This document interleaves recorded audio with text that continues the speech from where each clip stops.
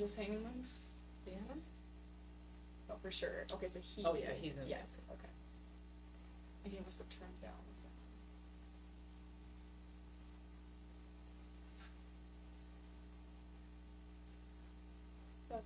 So. Oh my gosh. Oh my gosh, gosh, gosh. It's like Monday again. I actually saw him the other day, a patron came on and was like, they were like, oh, how are you? And I said, oh, fine, it's Monday. And they went, and tomorrow's second Monday.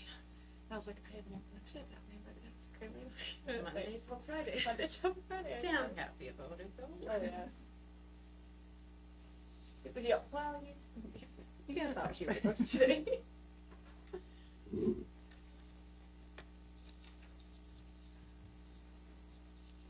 Don't look.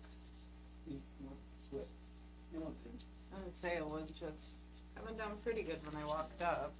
I honestly thought it was not gonna happen, and then Josh was like, I'm not gonna know virtually because of the storm, and like, he just jinxed it, dude. Do what? I know.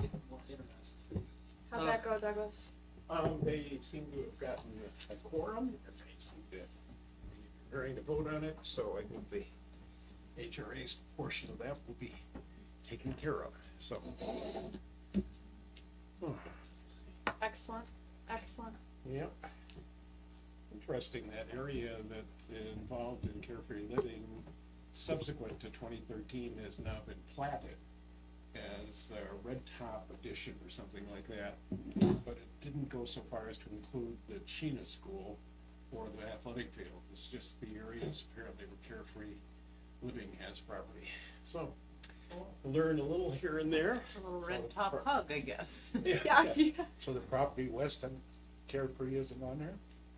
It is part of the plat, and because no contingent value was put on it, it stays with Carefree Living. Understanding, I think what you probably remember is the intention that they either built on it or gave it back, right? It wasn't in the agreement. So. Oh, I hate hearing me. Oh, me too. Oh, Huh? hate it. I've never seen Try it. calling, Oh, try well, calling. you're not alone. Yeah. Folks, that but yeah, the way it was explained to me was the intention in 2013 was to give them I the don't- land, have the development agreement. They developed that. If they did that, then they were given essentially the option to develop that area west of it.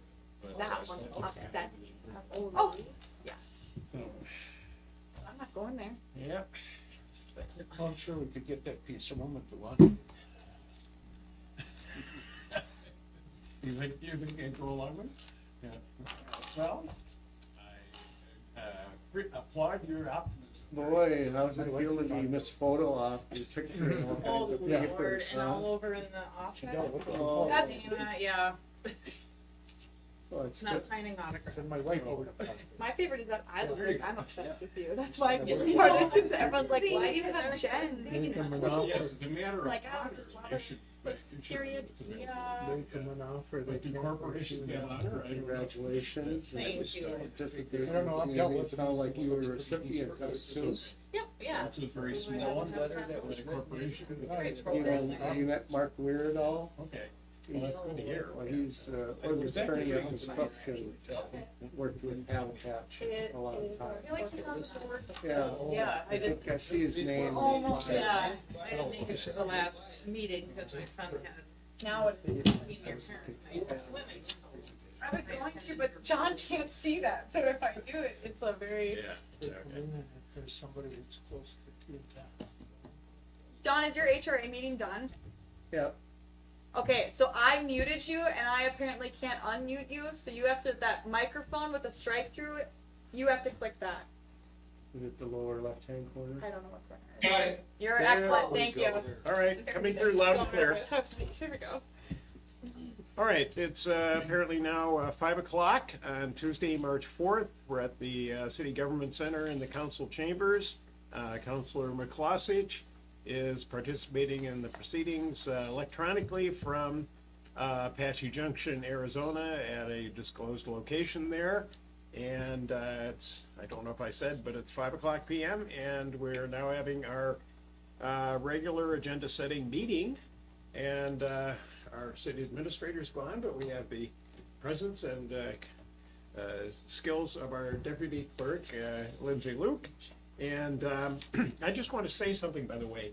It's not on here, but as long as it's an agenda setting, I felt that I was remiss in our last big meeting in the manner in which I was handling comments from the citizens. And I asked Lindsay, I don't know if you've got it ready yet or not, but we're to draw up just kind of a script like we do for the public hearings that sets the expectations of the council and the citizens when they want to address the council. And if I understand correctly, and if anybody has any different understandings, the idea is that we initially grant them 3 minutes time to address the council, but it isn't intended to be a time period where we engage in discussion. We just want to hear from the citizens what their particular concerns are, and then those can be referred to the administrative staff for preparation as to whether we put them on an agenda at a later date. Is that all of your kind of understandings of how we would do that? All right, and John, you heard that? Yes, I did. Okay, and that's kind of squares with your understanding too of how we wanted to manage citizen input at meetings? Yeah, that's a change going forward, but if that's what we want to do, I'm good with it.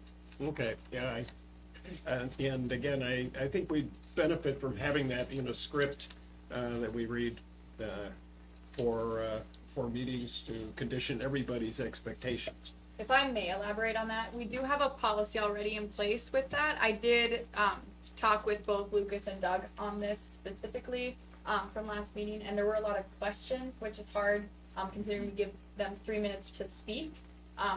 And it says we may engage if council all decides, but every single sentence that was said last time was actually in fact a question or formed in a question manner. So it really was a conversation. It was inviting council response, and So, I think our intentions are to different, save yep. those responses for a later date. Our procedure is set differently, so we'll have to navigate when people do come in with questions, how we'll handle that, so. That may be something you want to include Within that in script. that statement. Yeah, Yes. the script. Yep, that's That good. questions can't be answered at this point. Yep. Yeah.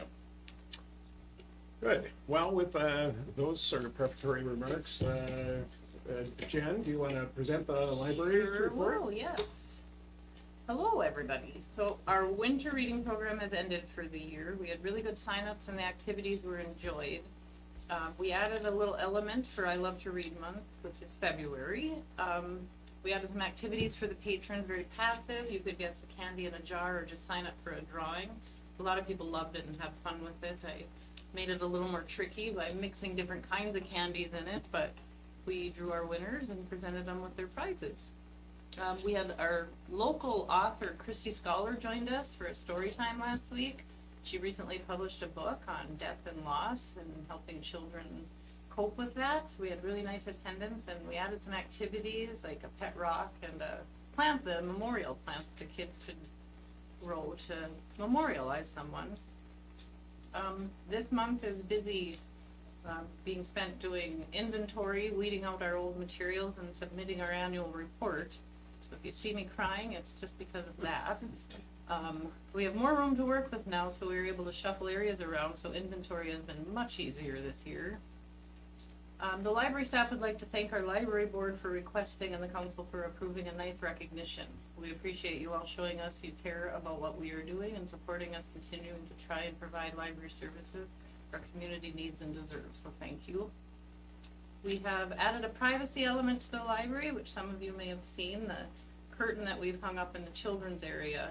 This is a work in progress, and we'll be adding another more appealing curtain to the other side. The reason for the curtain is to provide our patrons with the opportunity to breastfeed and play with their children in a setting that makes them feel secure and can be used at their discretion. The curtain will be open a majority of the time as soon as we complete the installation, and we again appreciate the support that we've gotten as we try and make the library a safe and welcoming place. Activities as always, yeah. I have personal curiosity as to what activities are centered around the pet rocks. To a pet rock. If you lost a pet, you can memorialize it. Oh, So I it was see. just a memory type thing, so if Yeah, you lost a pet, you can. I'm have old a- enough to have gone through a pet rock era, as I suspect the legal counsel has, and some Whoa. others. Fabulous. It's an interesting phase in our country's history. Yeah, so we're trying to redo it. Okay, very good. Any questions in the library? All right, if not, city attorney, anything to report on? Just, what's on the agenda tonight? Good. All right, let's see, do we have any other matters before we go to city engineer? No, Nope. not that I'm aware of. Okay, Hey, Jen, on that curtain that you have hung up, I've gotten feedback out here on that already. Do we have a date that it's gonna be improved? You know, cause people say it looks like a shower curtain. I don't No, yeah, I see know it. that, and that's why we did get the other side, so that it could be more appealing, and it should be done by the end of this week. And there is the ability to keep it open. Yep, we have hooks. The one side is open, the other hook is not staying, so we just have to reinstall that, and then it'll be fully functioning. So will it be up to the, mother who's breastfeeding and to close it? I mean, so that we can keep it open Yeah, 95%? yep, so our of the time? patrons will have a notice that they could use it at their discretion for what they're comfortable with. All right, thank you. Yep. Yep, just before we get on to the city engineer's report, I'm just thinking, I always like to see if we can go do any discussions that we want on some of the business items that are here, and just to go through, under old business, we're gonna be doing the loan fund program discussion of that, which I assume we want to discuss a little more in detail there. Exemption variance for chickens, are we prepared to make any kind of a presentation or take any action on that, or is that something that would be tabled? Yeah, I think that, when that agenda item comes around, Mike and I can speak on behalf of that, yes. You can, okay, all right. Going down to new business, the street vacation, that is a matter that has some urgency to it, because we've gone on there, but we've had a few other meetings and discussions on that. The floodplain ordinance, obviously, we just had a preview of those issues. The shared common sewer line policy, we do have now the policy someplace, right? Mhm. Yeah, with us, okay, I noticed on that. Release of the development agreement for Carefree Living, that's what the HRA was just dealing with and will be dealing with. And then I understood that the cable franchise fee a recommendation was to withdraw it or table it? Yeah, that one is actually with not, a different attorney, not Mike right now, so that one is being reviewed by attorneys, so yes, to table that. Okay, all right. Good, so, on those listed agenda items, anything you think we ought to discuss informally first here? Any counselors? John, any questions on any of those that, Yeah, Jen alluded to it, but under old business, I texted Lucas yesterday, and he got back to me. Under old business, I don't know what page of the document it is, but last session, it was moved by Hess, supported by McClosich, to approve a retention premium to the full and part-time employees of the Aurora Public Library in the amount of one regular scheduled work week for each employee. I think what that was intended to do, and Lucas agreed with me in text, is that was the parameters to be used, but we didn't approve it. That was gonna be pushed back to the library board to make that approval. So if we are to approve all of this stuff in mass, that just doesn't read well for me. I mean, it looks like we approved the retention premiums, which I don't think we did. yeah, I think what I discussed with Deputy Clerk was that I was going to move approval of the consent agenda with the exception of those minutes, and then ask that those minutes be tabled for some modifications before going to us for final approval. That was the minutes of the February 18th meeting. Yeah, So so, that is inaccurate. yeah, so, and Okay, we could share with you, I drew up what my understanding of the motion that had been before the council on February 18th. And I don't know, you didn't share that yet with John, right? No? No, No. no, All I right. didn't share with anyone. Oh, okay, no, all right, so there, Yeah, no, I just saw that when I was reading through the documents, and I just wanted to make sure that we were approving something that we didn't actually approve. right, well, I'm always grateful to see that people are reading through the materials and catching those things. And I think unless when it comes up, there's some dissension or discussion at the council meeting, I think we'll deal with that by essentially tabling the approval of those minutes later on. So, let's see, Deputy Clerk, or should we just move right to Josh? Let's move to Josh. All right, City Engineer, Josh, you're on. All right, thank you, Mayor. So I was absent at the last council meeting. I guess my first question, did Luke discuss the bidding results for the Third Avenue alley project? I don't believe so. I heard anecdotally that they had come in Okay. higher than. So backing up a little bit, so we had a bid opening on February 13th for the Third, Fourth Avenue alley project. So that's the reconstruction of the alley and sanitary sewer from First Street to Fourth Street, so just south of the high school, and that's specifically the alley between Third and Fourth Avenue. And so we had one bidder, Utility Systems of America. Their bid came in at 1.3 million. The engineer's estimate was just under $1 million at 999,000. So about 30% higher than my estimate. I haven't formally given recommendation on how to proceed, but it is significantly higher. This project was on a relatively tight budget to begin with. So the project team is exploring ways to, is there an opportunity to value engineer some costs out of this and not have to go through the bidding process again, but potentially that could be where this is going. So I was hoping we would get more bidders, just given the period of the year we were bidding it, but I think ultimately it just came down to, it's a challenging project. That sewer is deep. There's a lot of risk associated with it, and so I think just given the market, there's other opportunities for contractors to pursue, and so Utility Systems was the only one that provided a bid. But before I move on, any questions relative to that? So I would anticipate bringing a recommendation to the second meeting in March. Are we under any time constraints as to the bidding documents as to how long the bid remains open? Yeah, good question. So when we have them submit bids, they have a bid bond. So their bid is good for up to, I think it's 61 days is the way our contract language reads. And so really, technically, we have till sometime in mid-April. But I think the timeline will be driven more if we want to move this project forward. We kind of have to figure out what the right path forward is.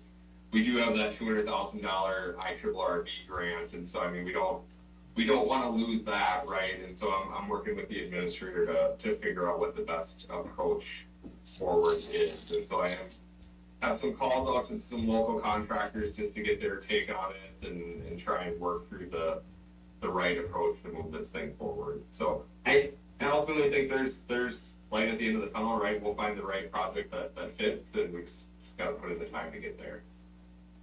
And Josh, is the IRRB 200,000 the only dollars that we have a time constraint with? Or are there other funds that, there's a deadline that we have to use them by? No, the time constraint is just getting it bid for the 25 construction season. Right. So that the later we start bidding things, you just pay a little bit more of a premium. You're just kind of at the mercy of the system the longer we wait. So even the IRRB funds on other projects, they're generally pretty flexible if we need to bump those. We had to bump them out a year. It's just, we don't like to do that, right? Because it's hard to go back to the well and ask for more money when we haven't spent what we got now. So the goal would be to try and get those funds expended in 2025. So, Thank you. do I understand from what you just said that if we miss our sort of window of opportunity with contractors to get them at competitive time of the year, that we could go on and seek bids in 2026? in the winter? Yeah, I mean, we can see bids, I mean, 365, right? It's just kind of what's the most opportune time to do it. You know, for a 2025 project, the latest we'd probably want to bid this would be sometime mid-July. I think if they started in August, I mean, they'd be able to get this done. Maybe we trim it down to 2 blocks instead of 3 to do that. We'd have to factor in the school traffic at that point, right? So right now the contract's set up that, you know, they can't start till school's out, and they have to be done before school starts in the fall, and so I mean, we'll have to relook at that as well. But, so to John's point, if by some chance the project got kicked to next winter, we wouldn't necessarily lose any available funds that we have, is that correct? Correct. Okay, all right. Correct. So the funding plan for this project, there's the $200,000 IRRB infrastructure grant.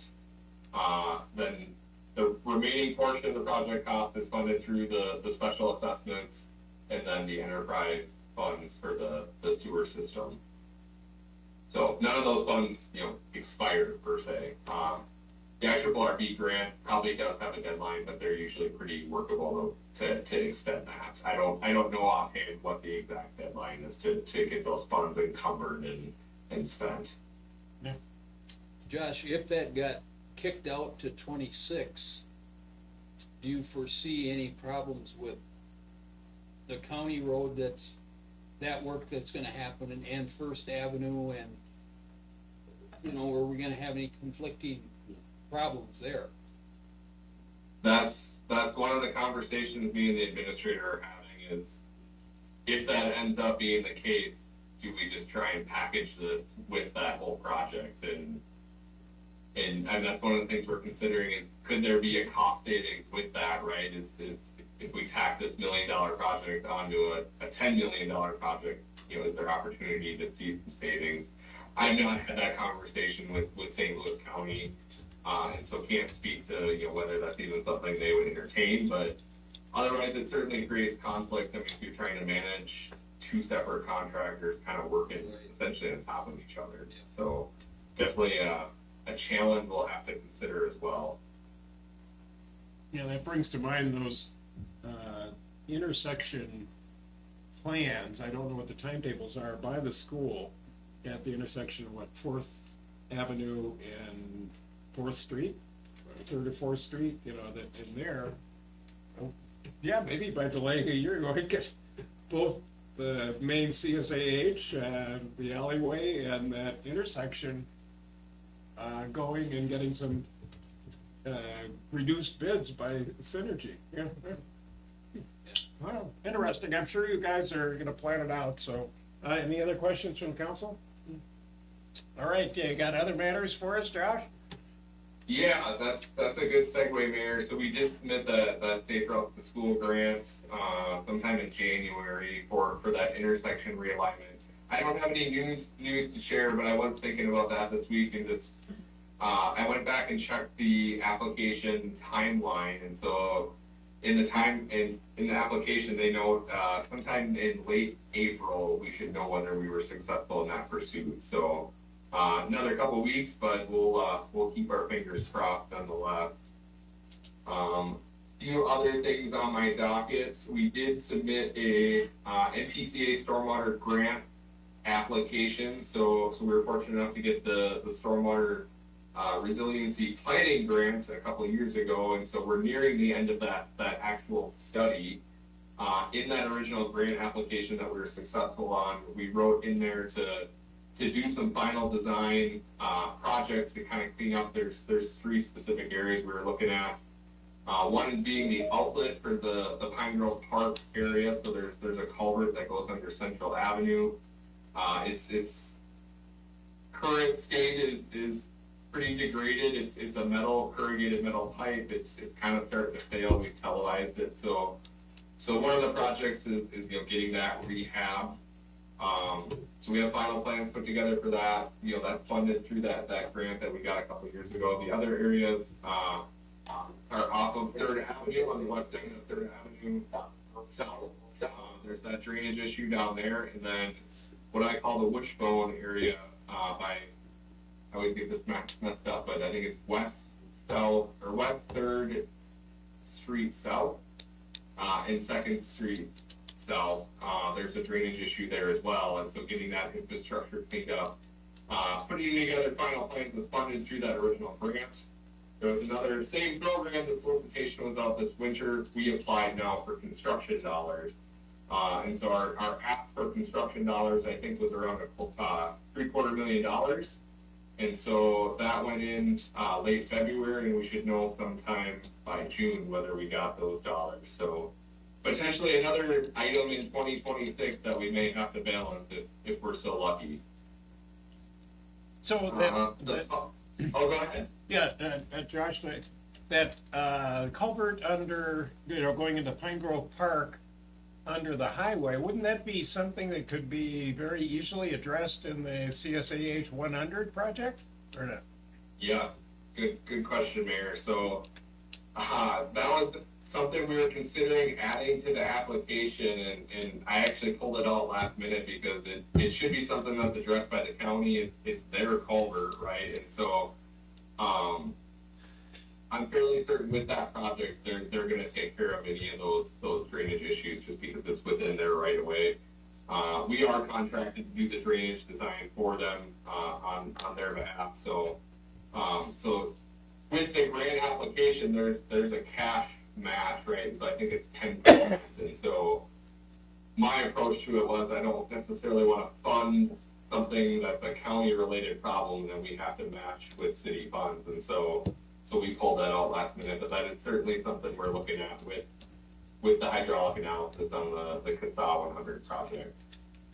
Josh, the one south of there, you talked about going under Central. Yep. If all this funding and everything went through, would you be able to do any work on that culvert in 26 with Central being used as a detour for CASA 100? So good question. So the proposed rehab that we're looking at and we designed out is a slip line. And so we're not actually open cutting a new pipe. What we would do is push a new pipe inside of the old pipe. And so the hydraulics actually work out that you don't lose capacity, because even though we have to go to a smaller pipe, the friction associated with the ripples, if you will, or the corrugations in the metal pipe slow down the water. So if we go put a smooth interior inside of it, our flow efficiency, if you will, goes up. And so even though our flowable area goes down, we can maintain that capacity.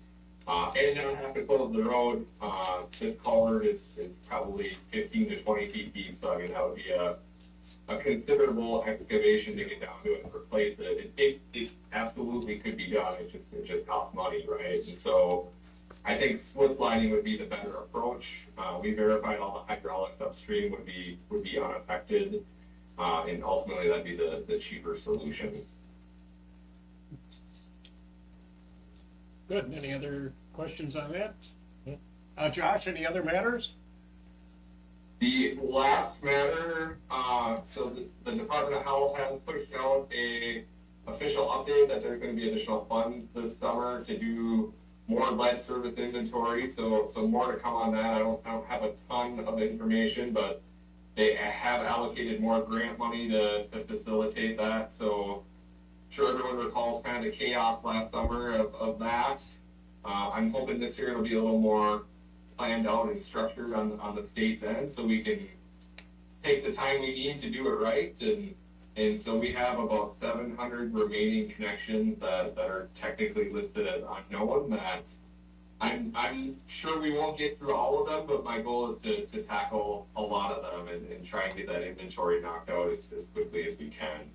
And so it does seem like this funding is gonna be an annual thing, at least for the next couple of years, just to get all of these inventories completed, and we can figure out where all the lead is, and then eventually, get the lead out. So, just to summarize, last summer, we did not find any lead in any of our inventories last summer, and I mean, we covered a couple hundred. So, as of right now, I mean, it's a fairly positive outlook on it, but you just never know with these things. Well, no news at this point is good news. So, There is funding to replace it through the department also. If we do find stuff, I mean, we can get funding through the state to make those replacements, both on the public side and on the private side, so. and I personally, I've kind of lost track of where we are on the wastewater bidding process and everything. Is that still out for bids, or? I would have to defer to my colleague Brian as far as a definitive update on where they're at in the bidding process.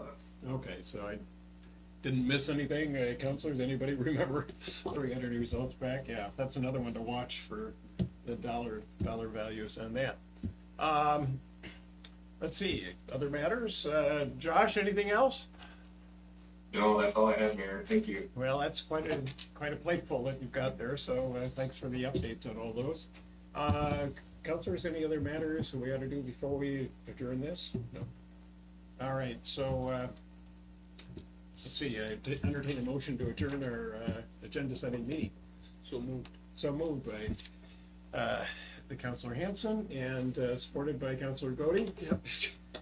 All right, any discussion? If not, all those in favor, Roll call. please do a roll call, provide a roll call response. Driver, Yes. Cody, Yes. Hanson, Yes. Hess, Yes. McLeod. Yes. All right, we stand adjourned until 5:30, and we'll have our regular meeting at that time. Thank you, guys. 2026 if they close all that. that? If they move everything to 26, that's gonna be a busy summer. I just wondered, I wanted to ask him, but it's pretty early. Some of these projects are losing their funding. Maybe these Sean, I didn't realize you were representing here today. jobs and maybe would like to. How long would rebid or you, a chance to bid. can't go to another, Especially this time of year. We have, I was at If you want me to come back. a bid opening for the Be in late. community center. We have, well, I certainly can, Unless unless you have another about one meeting. we have a meeting in the mid-month, which On the 18th. usually is a better, so that gives us a chance. The to- And then we Tuesday, can put it's the on third 5 Tuesday. o'clock and have it be. I mean, I know that's Yeah, but, gonna be yeah. a tough. yeah, that There's gonna basically be some one meeting. contact. Yeah. They do it. Yep. I apologize. Yes, I'm looking back at the should have put you Yeah, March 18th, and that's at 5 o'clock. Okay, yeah, all right. Yeah, good. on. Okay. I'm Thank sorry, you Sean. for That's fine. indulging Thank us. you, yeah. And Lucas isn't here with us today anyway, so. Okay. Is that presentation on those property tax issues? No, No, what, No, is this this on the is- housing? Or what? this is so part of our strategic plan was going out to each of the individual municipalities and talking about the Eastern Powers Board and what we do. Oh, okay. So just kind of checking in to, hi, I'm Sean. Yeah. Most of you, because I saw that the last presentation was about 2 months before Miriam left. So I've been with Northspan since July of 2023. So Carl and I are the two primaries on the Eastern Half-Track, but I will be back to tell you more about that. Good, well, Alrighty. Brief thanks for intro. accommodating us Yeah, again. thanks, Sean, sorry.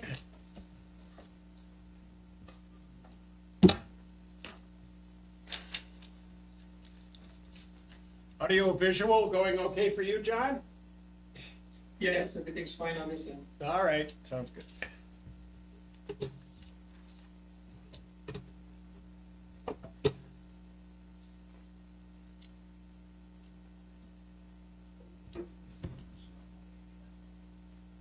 So Lindsay, just out of curiosity, when Donna's taping this, do you still create an electronic record? Do what? Do you create an electronic? When Donna records, no. No, okay.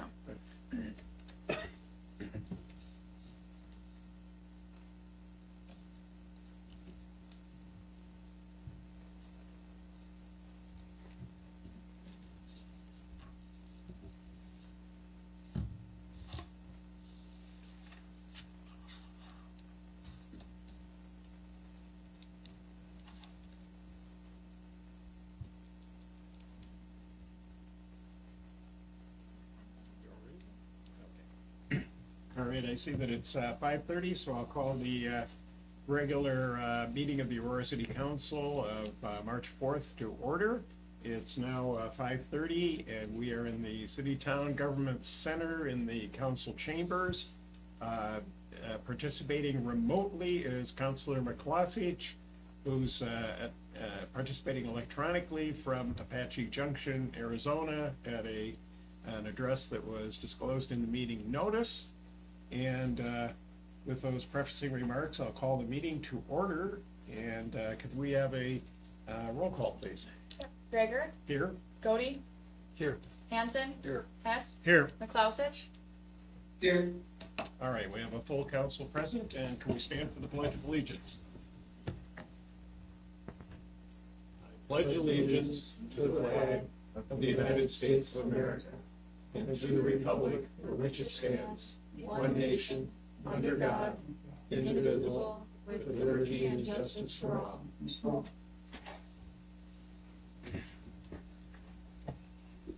All right, the first, or let's see, the fourth item actually on our agenda is our consent agenda. This is the portion of the matters that are before us that we tend to consider in block at the same time, and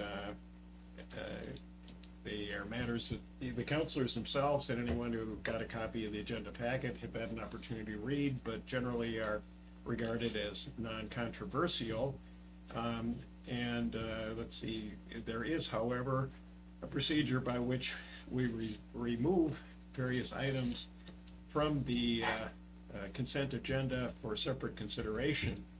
And Yep, it's been mentioned, but I would like to pull item 5.3 for the minutes of our meeting on the February 18th. okay, so it, let's see, I guess we've turned it around here, moving approval of the consent agenda with the exception of 5.3? Or what? Well, I would just like to Pull have that out for separate item pulled consideration. for separate consideration, yeah. All right, other matters, any other counselor wants to have removed from the consent agenda? All right, no, that's the same one I'm looking at. all right. So is there a motion to approve the consent agenda with the exception of agenda item 5.3? I'll make that motion. Moved by Counselor Hanson, supported by I'll support. Counselor Godey. Any further discussion on the consent agenda? If not, can we have a roll call vote, please? Gregor, Yes. Godey, Yes. Hanson, Yes. Hess, Yes. McClousich. Yes, All right, and then it's customary that if an item's been taken out of the consent agenda, we normally go right to a consideration of that. So in regard to agenda item 5.3, I think in our agenda setting meeting, we were talking about tabling that matter for future consideration. All right, so Counselor Hanson makes that motion. Is there support for that from Counselor McCloskey? yeah, I'll support that. All right, it's been moved and supported.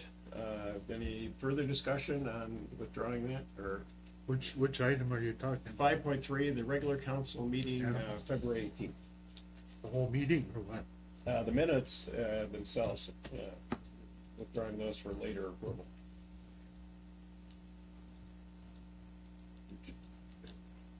We can explain some of the reasoning on that otherwise, but, okay, any further discussion on the motion?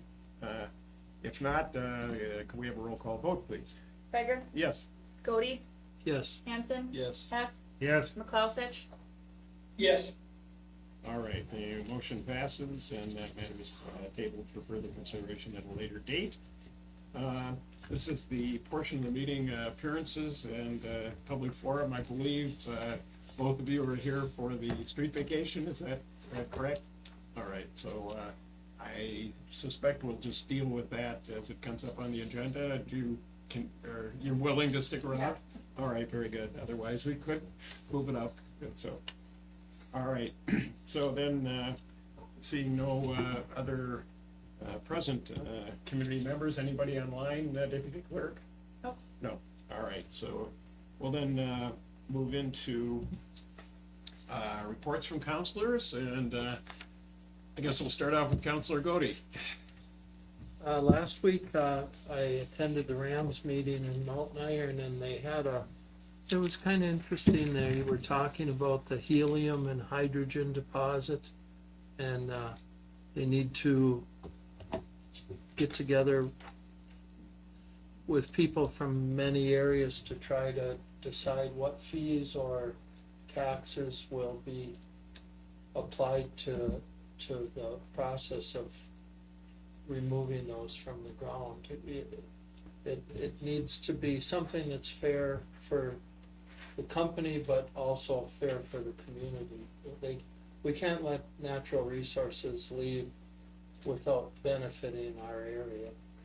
So it's early in the process, but they're working on it, and a lot of people from down in the cities and up here are putting their heads together, so.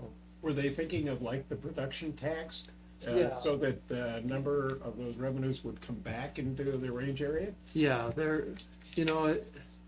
it's no good to let that take place without benefiting schools or cities, we just wanna get it right. And, the only other thing I wanted to say was, since this is the meeting, everyone gets to see it, how pleased I am that the credit rating of the city of Aurora has gone up. And that's, I hear people question what we're doing, and we're doing a good job, I think, because Luke runs a good ship, and he's put a lot of things in order where our credit rating has improved. It really will help our city.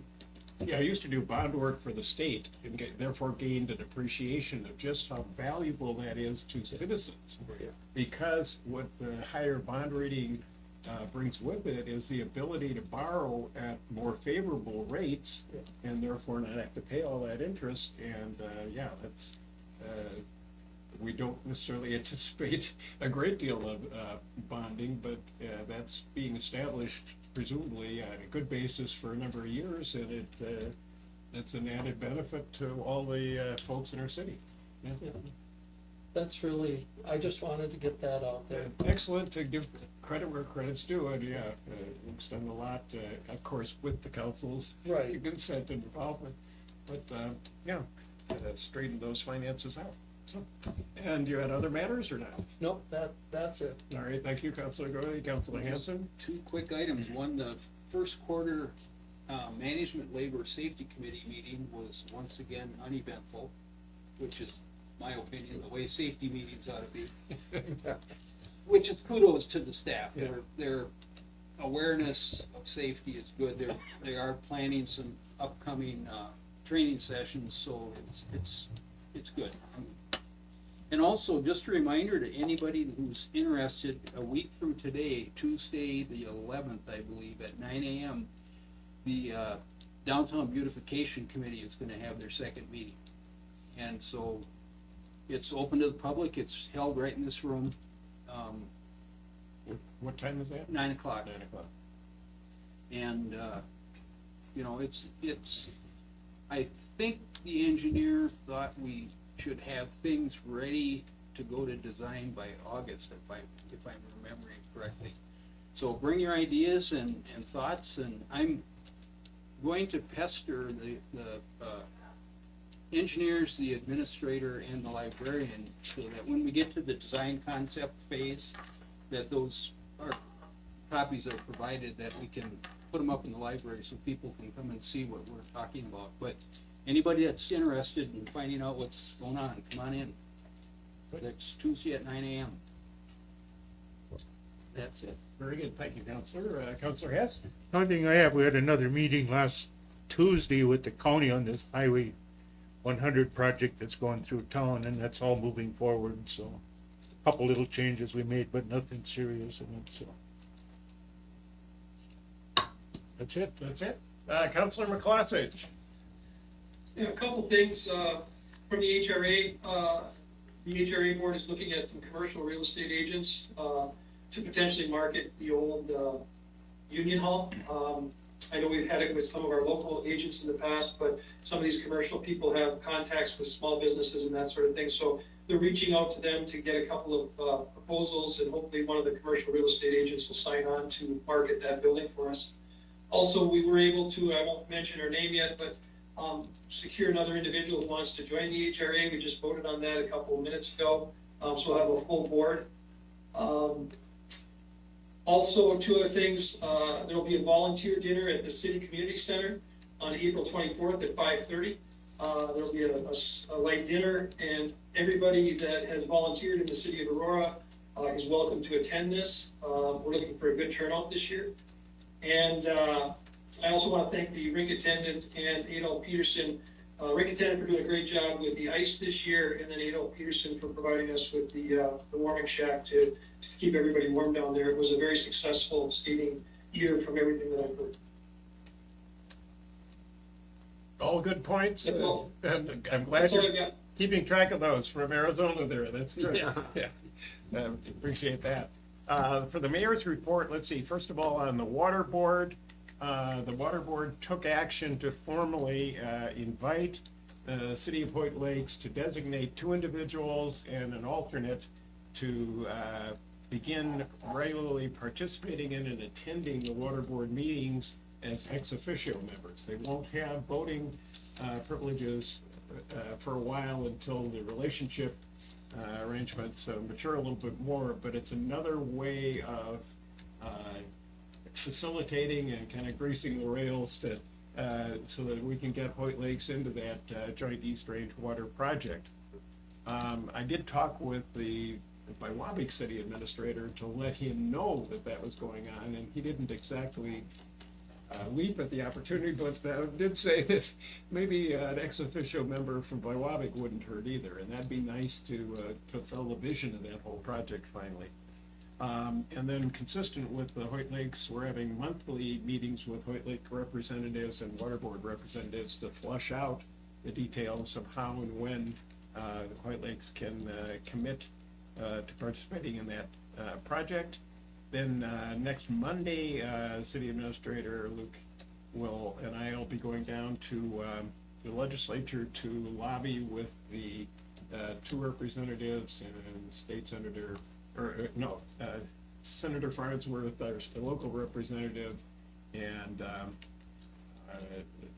Senator Hausholt from Duluth and so on trying to still get that additional $5 million of funding for the project, which will then assure that our ratepayers won't have to probably see increased rates to pay off the loan for that, and therefore fulfilling that original vision. We were trying to get it at about, I think, $48 a month on water services there.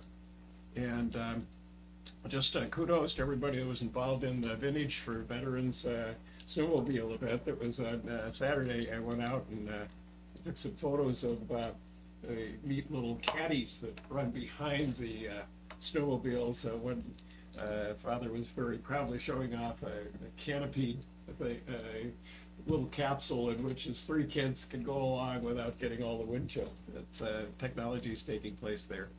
The Joint Powers Board, Sean was here briefly, just representing. We went over, interesting, it's a type of meeting that really I thought should be almost held separately, where he's discussing the impact on property tax categorizations on the funds that in turn come to us locally. And particularly they're talking about recreational properties, of which I don't think we have a lot in our city, but in the area here, they're going on. And it just was sensitizing us to the fact there are some discrepancies that do cause adverse consequences for us. And Jeff Burgess, the superintendent of school, had mentioned something in his participation in those meetings about how that differential of the Twin Cities communities being able to use operating levies and successfully get referendums for those, where to supplement and increase the amount per pupil they have available in schools, and where we don't get. So Let's see, Hoyt Lakes, this is Leon Joint Powers, the Hoyt Lakes pointed out they were doing some mobile home revision type things. I don't know if our ordinance has been looked at for a long time, but anticipating there will be some pressures on that for construction workers or otherwise. And then the Joint Powers Board is also considering fund investments, just like we've done for the city there. And then just the last thing, I went to the Habitat for Humanity annual dinner last week, and which Jen Baker was appointed to serve on the board there. But most importantly, they are definitely planning on one Habitat home being built in Aurora in the next year. And they are very anxiously seeking out families who would want to participate in having a Habitat for Humanity home. So with all of our networks of information, if we know of young families in particular that are renting, that would just love to get into home ownership, those programs are available, and we can certainly provide information on that. So that's all I have for the mayor's report. It's good to see so many good things going on in the community. Let's see, going back to our agenda now, the agenda item 16, old business. 16.1 is the implementation of a residential and commercial loan fund program, the elements of which are laid out in your packet materials there. The Deputy Clerk, do you want to make any comments on those, or on the loan program? Yeah, so this kind of stemmed from the Downtown Beautification Committee first meeting. This is verbatim spelled out exactly the way Ely has done theirs in the past. So it is on the agenda. It says commercial/residential, but at this time, staff has just worked on the commercial stand or side of things with anticipations that the Downtown Beautification Committee will review this as well. So this is our approval. We do, as the Downtown Beautification Committee, as well as Accounting Clerk Barron's recommendations, will be taken into consideration for guidelines for approval. But I have highlighted for council members kind of some things that I saw as initial things that could be changed based on council's preference, such as the caps for both the minimum and maximum amounts given to commercial businesses, the terms of these loans, as well as the interest rates done, so those are highlighted, and then the approvals on the bottom. So I have it so the Economic Development Authority would be the ones initially giving approvals for these, with the guidelines set from the Downtown Beautification Committee. Have we identified a source of fundings for this program? Essentially, yes. So Kimberly talked about having to arrange some things within our books, of course, to kind of get an assigned funds set up. That is one thing I don't specialize in. I'm not going to claim to specialize in funding. So definitely more to come from Lucas when he's at the next meeting to talk about how the funding portion of things will work. But Kimberly and I met for an extended period of time today, and it did sound like that was something that was doable for sure. And from Ely's perspective, when I've spoken to them about how this all works for them, they say it's just a revolving door of funds, so they never have any issues typically with it. So that was hopeful to So hear. they've had the program for a number of years where the actual loans are being repaid. Correct, yes. I don't know exactly how long they've had it available, but it's been available for quite some time. And Lindsay, I asked the administrator this too, maybe you haven't gotten to yet, but where does the HRA step away from the EDA as far as with this loan program? I mean, does Ely have an HRA? Do they have an EDA? I mean, who runs it? Does the city run it? Yeah, I'm gonna rely on our attorney heavily for the difference versus from EDA to HRA. Well, what is Ely doing? I mean, I don't know if Ely has an HRA, but they do both the residential and the commercial. Well, maybe we can just follow up with Ely and see if the city is doing it or if there's an EDA or an HRA that's doing it up there. Yeah, I don't know that. Yeah, I would have to talk with them and see. Yeah. And if it is something that the residential portion, that's that agenda item, that is kind of a twofer there, but this one is just commercial at this time. If we were to implement anything today, that is something that the HRA, if they want to do that, that's fine. That would be they're funding and they're tracking them on their end, because they are a separate entity from us at this point, so. Yeah, no, I think it's a good program, we just have to delineate who's in charge of what type of thing. Mhm. It's usually who's putting up the money. Right, Yeah, I had one concern in the payment portion down there toward the bottom, and I was discussing this with the deputy clerk, where it sounded like once the loan was approved, that there'd be a lump sum of the principal just given to the recipient, and that kind of deviated from my experience with public loans. Usually you have to submit invoices of appropriate payments for approval and then get the loan funds advanced. I don't know, it's just a question came to my mind. I used to deal with these a lot when I was in my working days. Well, And- do whatever you decide, I mean, that way you know the work's been done, rather than give them X amount and then nothing gets done. Not saying that that's gonna happen, but it could happen, so it's kind of pay as you go.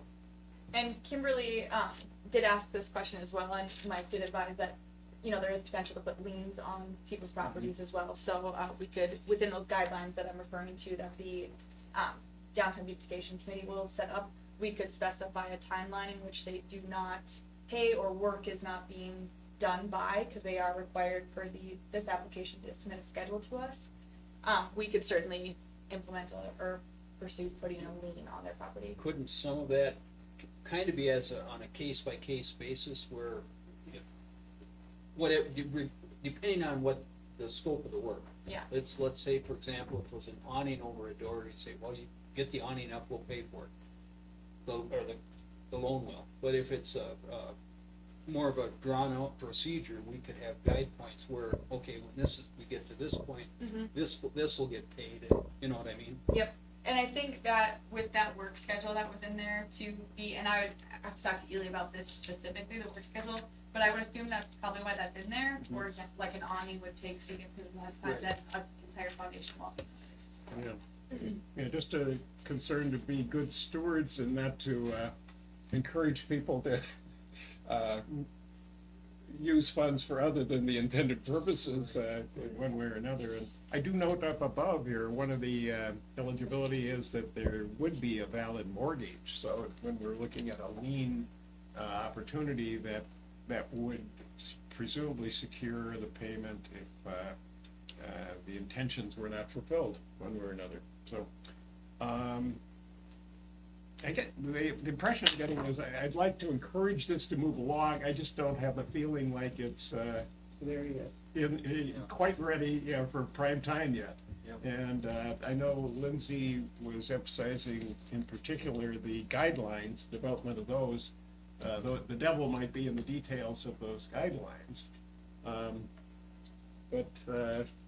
Yeah, like I say, my general impression is I think it's a great program. I think we're fortunate to have Ely having piloted it.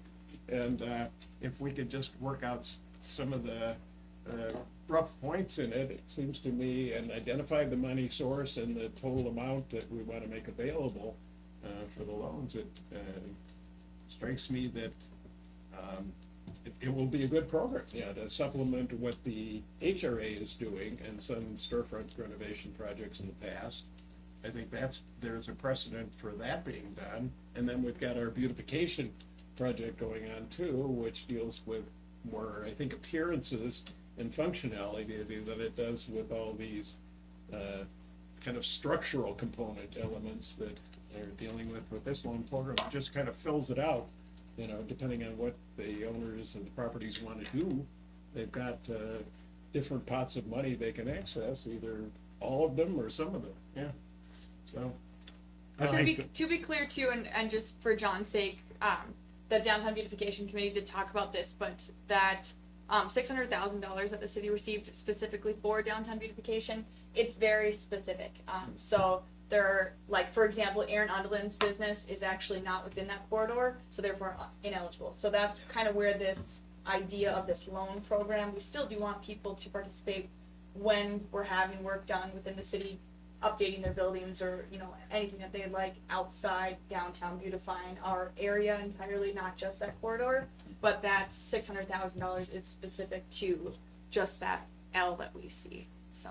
And again, dealing with beautification as opposed to like energy efficiency, Correct, yep. HVAC efficiency. Whereas this could be technically, so if you wanted to gut your storefront and do the outside too, you could apply for, if you're eligible, apply for the outside for that specifically, and then the inside through this Inside with program. this, Yep, yeah.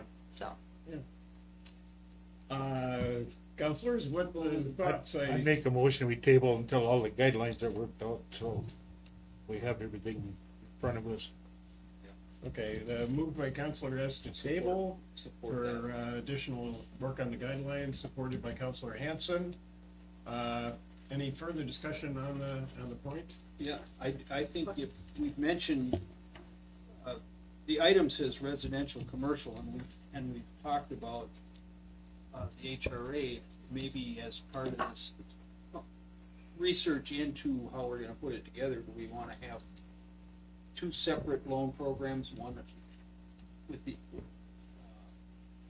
through the EDA and the other through the HRA for residential? Or do we wanna combine them? I think we need to decide where we're gonna go with it. Yeah, like, I'd have to look at Mike for this one, but I would think that that would have to be HRA's pool of money then, distributing their funds, Right. not ours. That could be like matching funds or something somehow to make a project Yeah. viable and everything else, so. Well, it's nice to have, we have several lenders, so to speak, that's available. I know the Eastern Joint Powers Board has business loan program too that's available, so we're certainly wanting to encourage all the local businesses. Any further discussion on the motion? If the motion is to table, could we have a roll call vote? Gregor, Yes. Godey, Yes. Hanson, Yes. Hess, Yes, McLeod. Yes, All right, that matter is tabled, and we'll look for further information on the policy guidelines, and I think the consensus of the council was encouragement for the program, right? So, moving on to 16.2, exemption variance for chickens at residence. Deputy Clerk or City Attorney, do you have any background materials Just, on this? I concur with the letter that was sent by Deputy Clerk Lindsay Luke to Lee Randall on Friday, January 10th, 2025, kind of outlining the city position. I spoke with her on that. Service animal is something specific. It's a dog that's been specifically trained to perform a specific task for a person with a disability, and that is what we've got here. We've got an emotional support animal being chickens, I think 8 chickens, that a letter from a nurse practitioner, and you know, I've got concerns about that. We've got an ordinance where discussed in length by the council and mayor that we don't want chickens in town, and so I don't see variance or exemption. I think it would open up a Pandora's box. I don't know of anything in the state that I've looked at that you know, goes along with emotional chickens, especially 8.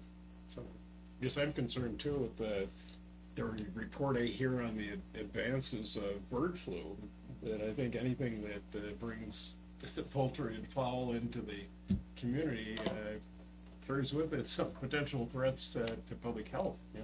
Yeah. So, and this isn't, you know, ADA, that's if housing and things like that. That isn't my understanding, that it's a public housing issue where ADA would come in compliance as referred to the letter submitted to the city, so. So, for both actions that we should take tonight, then, if I sense the consensus is to not provide this exemption or variance, would that be a motion to that That would be my effect? recommendation, to deny any exemption or variance for chickens at that residence. Okay, is there some making that motion? I'll make that motion. Moved by Counselor Hess, supported by? I'll support it. Supported by Counselor Hanson. Any further discussion on the motion? Seeing and hearing none, can we have a roll call vote, please? Gregor, Yes. Godey, Yes. Hanson, Yes. Hess, Yes, McLeod. yes, All right, so that motion passes unanimously. That concludes our old business. Moving to agenda item 17, new business. 17.1 is a proposed resolution 2025-16, which deals with the vacation of a portion of Linson Drive, and I believe you folks are here to hear any discussion on that. I think we've had previous meetings at which the nature of that's been laid out. Does anyone on the council have any questions about the area? I noticed in the materials there that there was I mentioned the fact that there'd be kind of a reservation of the option to create a cul-de-sac, right? I think that was part of the plan ultimately, and that the roadway right-of-way would go to the, to you folks that are planning on building a house, no? Nope. No? Nope, All right, not at all. good. See, this is why we have discussion, all right. So what is the intended allocation or disposition of the right-of-way areas? The resolution at hand is the one for the public hearing that was held on the 18th. Right. Yep, but you said that it was going to them. These people are not those recipients, so. Oh, you're not, No. okay. So we're the joining plan Okay, that you're giving away. all right. Did you have any comments or anything to address to the council? Yeah, I guess we sent in a letter for the last meeting. We weren't able to attend it, with concerns on, right now, there is like a little turnaround portion by the end of the road there. And our concern is plowing, garbage turnaround, Just people bus coming turnaround, down. people coming into Oh, our yeah. driveway.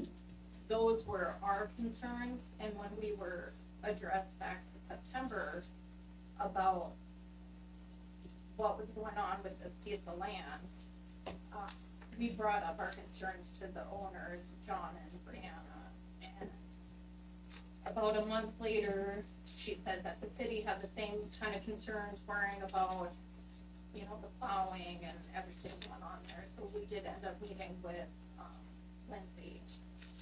And at that time, we were under the understanding that the lot would be half given to them and half to us, because they would vacate that road. I don't know how caught up you guys are on this. My understanding is what come out of that meeting, that there was gonna be a cul-de-sac put in there, just like the one that's on the north end. So there would be room to turn around. Okay, so my concern was just that I would like some type of agreement that there is going to be this in place, because originally it started as they wanted to buy the land from the city, and the city was going to charge a large amount. So then it was suggested to them that they vacate the city and pay us for our half, because we would get half and they would get half, pay us for our half. So that's what was addressed to us by the landowners. Then when we met with the city to discuss this, I was told by our city clerk that if I did not give my portion of land to John and Brianna, that it would not get vacated. So that was my option, was that's what I had to do. Then about a month and a half later, we received a letter in the mail that despite the Minnesota statute, the land was not gonna be divided, and it was going to be all given to John and Brianna, which, once again, was not really the issue. Our concern was the turnaround. So as much as I've met with Luke, and they've confirmed, yeah, we're gonna put a turnaround in, I haven't seen any type of diagram or contingent plan on this turnaround. Or cul-de-sac, so to say. I've been told that it will not it will not extend onto our property or Bo Benson's property, it will only go into their property, which is not like it is on the other side, so I don't really understand what the plan is for that, so that's kind of why we are here. Yeah. Seems a reasonable request to have it delineated, you know, exactly what the plan is for the cul-de-sac. I would suggest that all the parties involved meet with Luke and the city engineer that drew this up. So everybody has, idea what's going on. Yeah, even like a Just diagram or Yeah, something. for us to sit here and try to make a decision, we don't know where the lot lines are or nothing.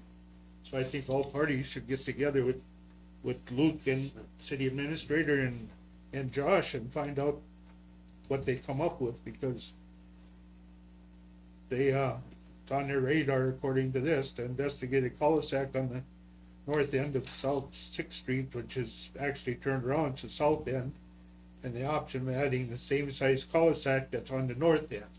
So I think we're gonna have to see some drawings and Yeah. go from there.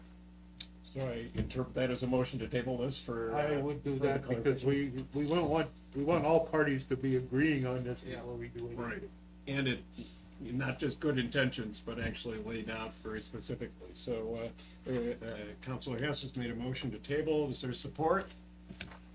Support. Supported by Councilor Hanson. Any comments from Arizona? No, I agree wholeheartedly that we've gotta get it on paper before we can move forward. All right. Any further questions or comments from the council? Just my understanding is 33 feet from the center of the road is okay for the city to go in. I mean, that would be into your property a little bit, but that is well within the right of the city to do Yeah, I got that, yeah. 33 The right- from right. like basically what the center is. Right, So to enable And, the, I just would like uh, that written out before yeah, I don't blame you at all. some property away and have somebody build on it, and then we have to go after it. So I'm gonna interject with this, just to help out. I did not meet with you, I apologize. I did meet with you, Jessica, and that is something that I did state, yes, 100%. I was advised later from attorneys that it's within the same plat, so that was kind of that differential. And I thought I had sent a letter, I was just looking through my records, indicating that state statute where it says within that same plat. So you guys actually have a larger lot, in a different plat than the actual initial, that park and that Linson Drive is at. So that's where the adjoining property owners, normally it goes 50-50. So that 33 that you're referring to, 33, so to the north and the south neighboring properties. However, you guys are in a separate plat.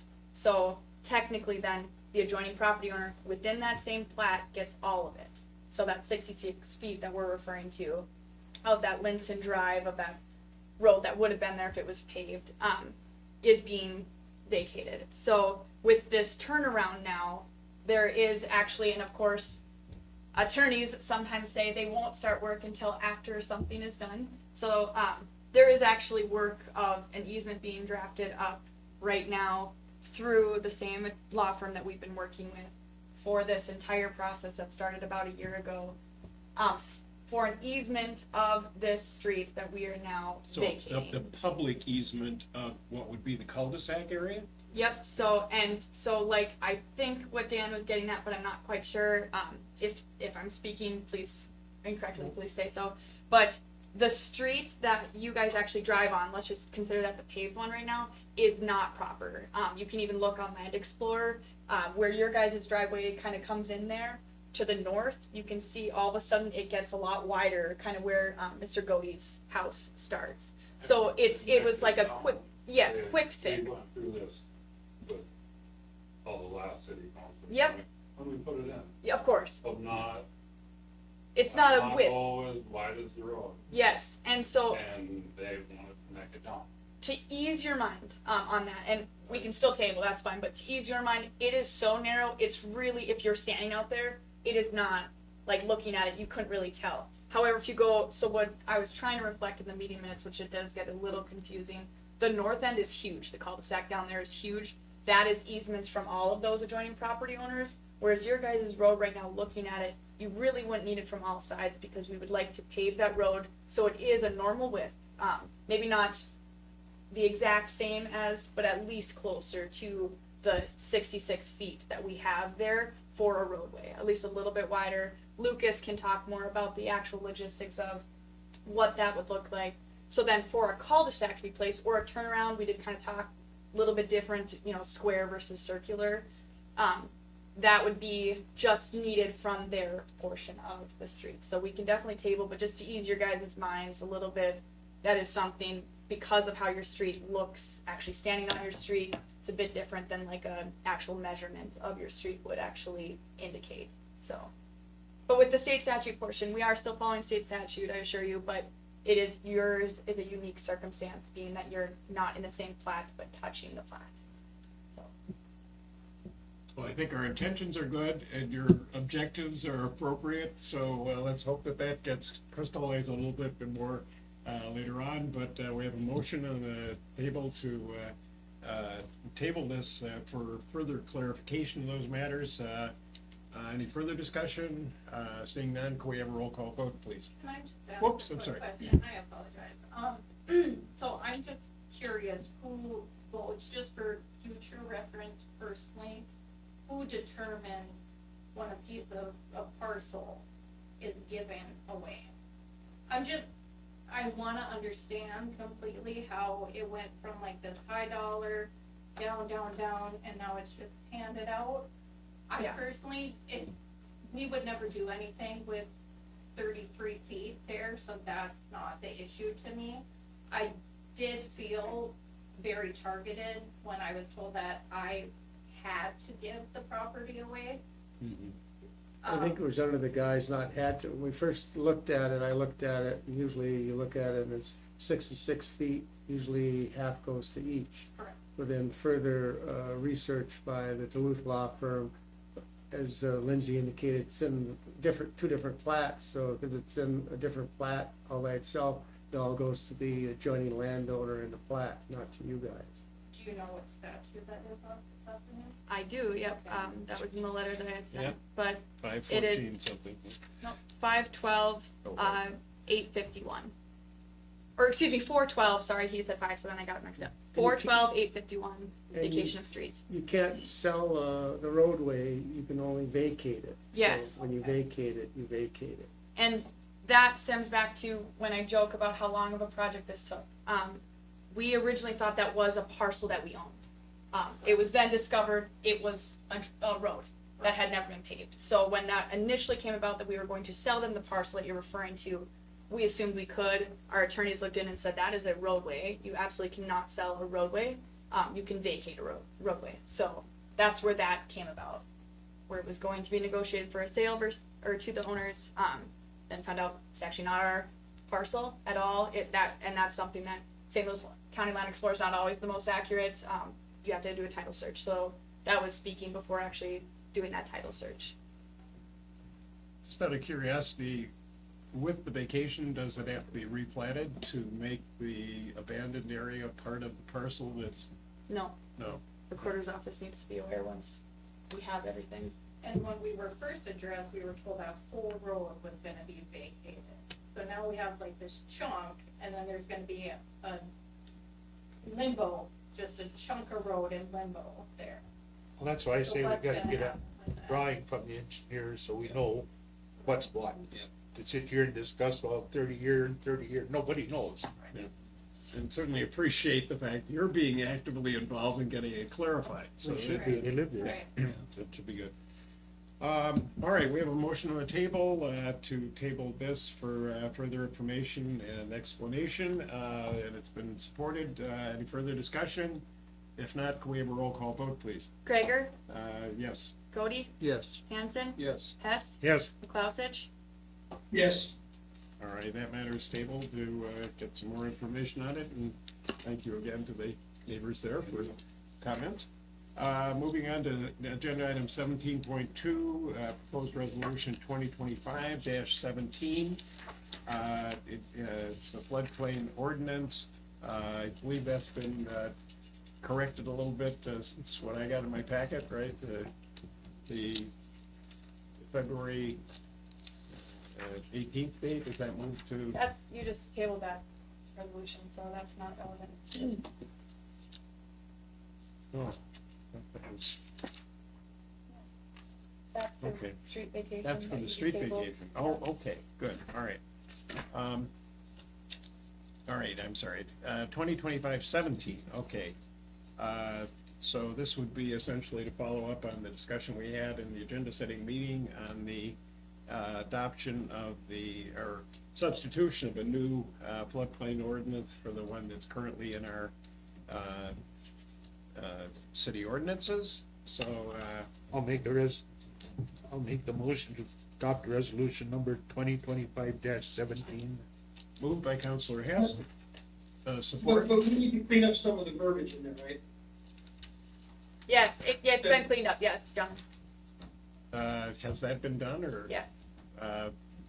Maybe, Deputy Clerk, if you could indicate the changes that have been made? The word election has been changed to floodplain. Okay, And then the actual reason why, give me a sec so I can open that. But.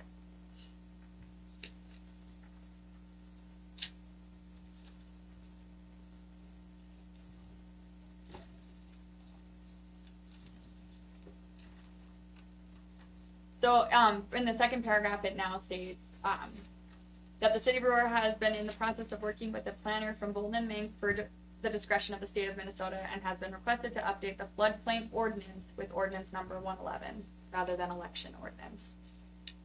Okay. great. I think that clarifies the intent much. Good job, John, on bird dogging that. I'll support his motion. All right, it's been moved then and moved by Counselor Hess, supported by Counselor Hanson, to adopt the proposed resolution with that amended language. Any further discussion? Can we have a roll call vote, please?